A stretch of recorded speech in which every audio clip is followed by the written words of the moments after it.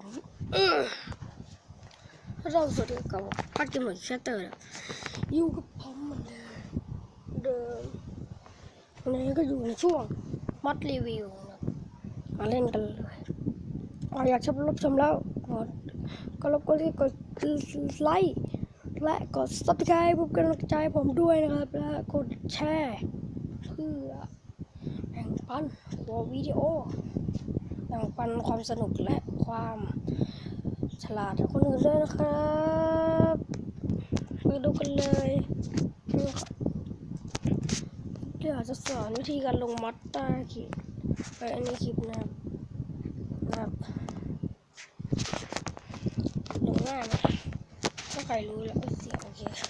ถ้าใครรู้แล้วก็ไม่ต้องอะไรนะไม่ต้องดูนะเล่นมาเลย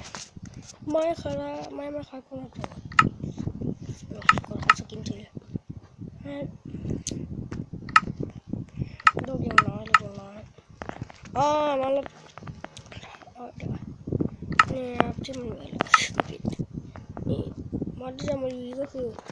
มอดโอ้โหที่จะเล่นที่มันก็ทำลายล้างเลยแหละวันนี้จะมารีวิวมอดเดี๋ยวถึงไอ้พวกนี้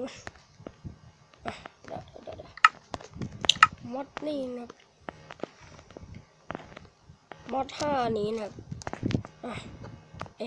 ที่มันเรียกอะไรนะนี่เลยมารีวิวกันเลย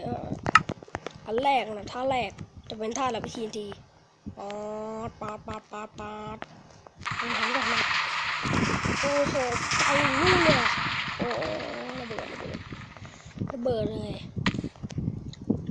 แล้วของที่เพิ่มมาใหม่ในนี่อันนี้ผมไม่รู้นะคืออะไรทีมันก็มียาเพิ่มมาใหม่และในไอเทมเนี่ยมันก็จะมี GS เพิ่มมาใหม่เป็นพวกโหลดม็อดและที่2ก็จะเป็นเดี๋ยวโอ้รีวิวมั่วหมดแล้ว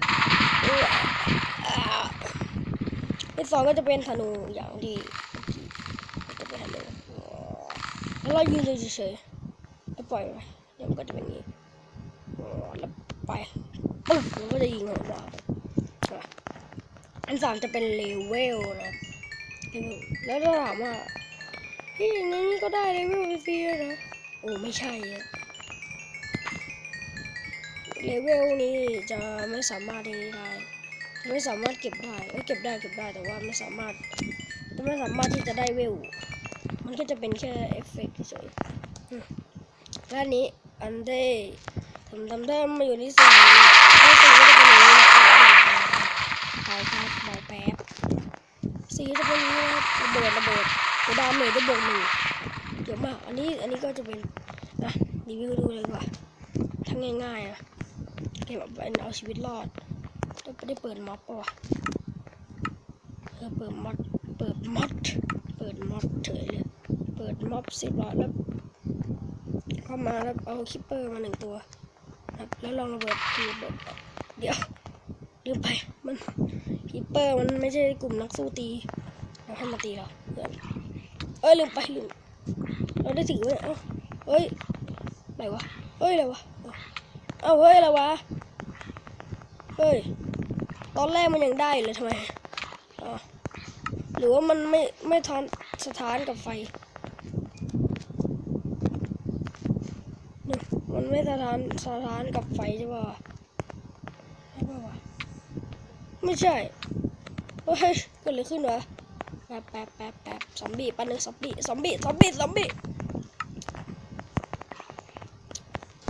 ยังไม่หยุดยังไม่จบไม่สิ้นยังไม่ไปแล้วมึงไม่ต้องขึ้นไปไหนแล้วซอมบี้หายโอ้ยนอนไปโอ้เจ็บเจ็บสถานเกิดอะไรขึ้นมันต้องมีอะไรผิดปกติอย่าตีอ้วมันต้องมีอะไรผิดปกติทำไมตอนแรกมันไม่เป็นไรเลยวะสำหรับช่วงรีวิวมอดสำเร็จจบไปเลยสวัสดีครับอย่าลืมกด Subscribe แล้วกดไลค์แชร์กันด้วยนะครับ